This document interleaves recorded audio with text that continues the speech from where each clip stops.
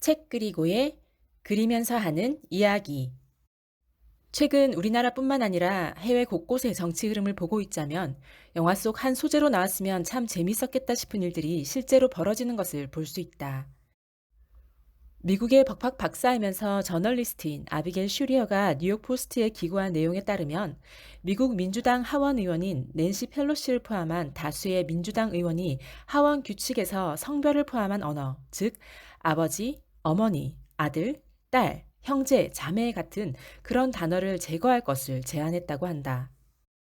그렇다면 이들이 사용하고자 하는 이 엄마, 아빠, 아들, 딸이 무엇으로 대체되는가 하면 그냥 부모, 그냥 자녀, 그리고 남편과 아내 대신 그냥 배우자, 삼촌, 이모, 고모 대신 그냥 부모의 형제, 자매, 뭐 이런 식이라는 것이다. 아비게일은 어머니는 근본적인 생물학적, 정서적, 가족적 실제다. 그것은 아기와 그 아기를 자신의 자궁에서 낳은 그 여성 사이의 대체할 수 없는 유대감을 포착한다는 것이다. 그러므로 우리 어휘에서 어머니라는 단어를 삭제한다는 것은 정당화될 수 없다고 주장하면서 아버지라는 단어도 같은 이치에서 삭제되어서는 안 된다고 말한다. 계속해서 아비게일은 하원 민주당원은 단순히 의회 언어를 간소화하려는 게 그들의 목표가 아니라 민주당이 말하는 명백한 요점은 포용성과 다양성을 발전시키고 모든 성 정체성을 존중하려는 것이라고 한다. 아비게일은 민주당 의장인 펠로시가 남성과 여성이 생물학적 범주가 아니라 모호하고 주관적인 범주라고 주장하는 젠더 이데올로기를 수용하기 위해 필사적으로 노력하고 있다고 말한다. 이게 무슨 그냥 한 영화의 엽기적인 소재로 사용되는 허구의 내용이 아니라 정말 진실로 실제로 미국이라는 국가를 책임지고 이끌어갈 정치인들이 하고 있는 행태라는 것을 믿을 수 있겠는가? 일반적이고 상식적인 범위의 포용과 평등, 다양성이 아니라 지금 민주당이 추구하는 그 평등, 포용, 다양성이라는 언어의 방향성이 어디를 향하고 있는지 우리는 똑바로 인식하고 각성해야 한다. 이 민주당 하원 규칙이 만약 입법 처리가 되어 국민들에게까지 적용된다면 이 아이는 큰 자녀고요. 이 아이는 작은 자녀예요.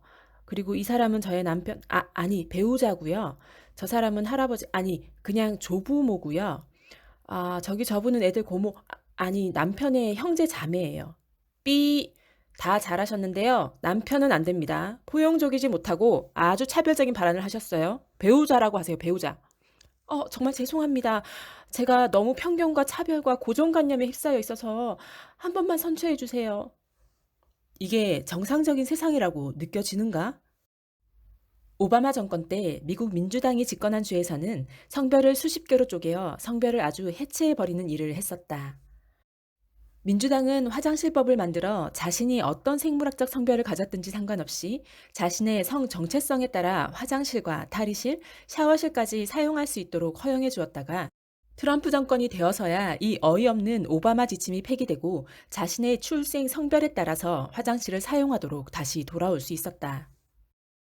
게다가 오바마 정권은 생물학적, 그러니까 남자와 여자의 기능적 차이를 인정하지 않고 그냥 개인이 느껴지는 성 정체성에 따라 스포츠 경기에도 참여할 수 있게 했는데 덕분에 30년을 남자로 살다가 여자로 트랜스한 트랜스젠더가 MMA 경기에 여성 파이터로 출전해서 일반 여성 선수를 때려눕혀 안면을 골절시켜버린 일이 있었다. 그뿐만 아니라 여성부 육상 경기에 출전한 트랜스젠더, 여성부 역도 경기에 출전한 트랜스젠더, 여성부 농구 경기에 출전한 트랜스젠더, 각종 여성 경기에 참여한 트랜스젠더들이 우승을 휩쓸면서 진짜 생물학적 여성들은 울분을 토할 수밖에 없었다. 이 또한 트럼프 정부가 되어서야 여성 스포츠를 보호하도록 조치를 취하게 되었다. 2019년 1월 뉴욕의 민주당 의원들은 여성의 자기 몸에 대한 권리라는 명목으로 24주가 지난 뱃속의 아기까지도 아무 조건 없이 산모의 결정만으로도 낙태할 수 있도록 낙태 권리법을 제정했다. 그와는 반대로 2019년 4월 미국 오하이오주 공화당 소속인 마이크 드와인 주지사는 태아의 심장 박동이 감지되면 낙태를 금지하도록 하는 태아 심장 박동법에 서명을 했다. 민주당 소속의 바이든은 역시 성소수자들의 권리와 동성결혼을 지지하는 입장을 취해오면서 성소수자들 사이에서는 미국 역사상 가장 평등한 후보라고 평가받고 있으며 트럼프 대통령은 낙태를 더욱 어렵게 할 것이라는 입장을 밝혔지만 바이든은 여성들이 선택하는 권리를 행사할 수 있도록 낙태를 합법화할 것이라고 주장했다. 여기서 주의 깊게 생각해야 할 것은 여성들에게는 투표권이 있지만 태아에게는 투표권이 없다는 것이다.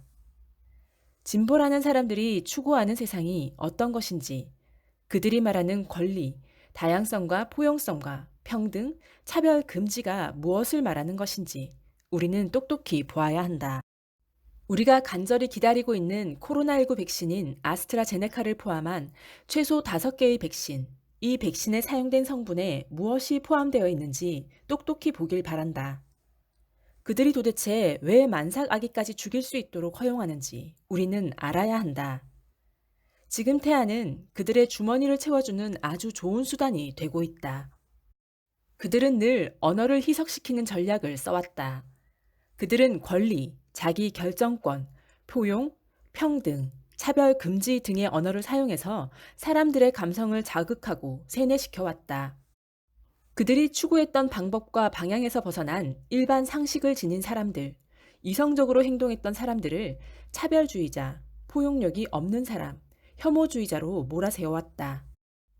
나는 올해 미국 민주당이 발표한 미 의회 규정의 이 어이없는 내용을 통해 과학도 무시하고 상식도 무시하는 이 공상적 좌파의 아젠다에서 더 많은 사람들이 탈출하기를 간절히 바란다. 우리에게는 남편을 남편이라 부를 자유가 있으며 딸을 딸이라고 부르고 아버지를 아버지라고 부를 자유가 있다. 우리는 안전하게 여자 화장실과 여자 목욕탕을 사용할 권리가 있으며 뱃속에서 살기 위해 발버둥 치는 아기들을 보호할 의무가 있다. 사람이 보호받을 권리와 자유롭게 언어를 사용하는 표현의 자유를 추구하는 것은 결코 차별주의자나 혐오주의자가 아니다. 미국민의 대규모 시위로 인해 미 의회에서 바이든이 대통령 당선 확정이 되지는 못했지만 앞으로 미국의 모습이 어떻게 바뀌게 될지 참 많이 걱정이 된다. 가정의 가장 중요한 울타리인 엄마, 그리고 아빠. 우리의 언어를 빼앗기지 말자. 책 그리고 다음에 만나.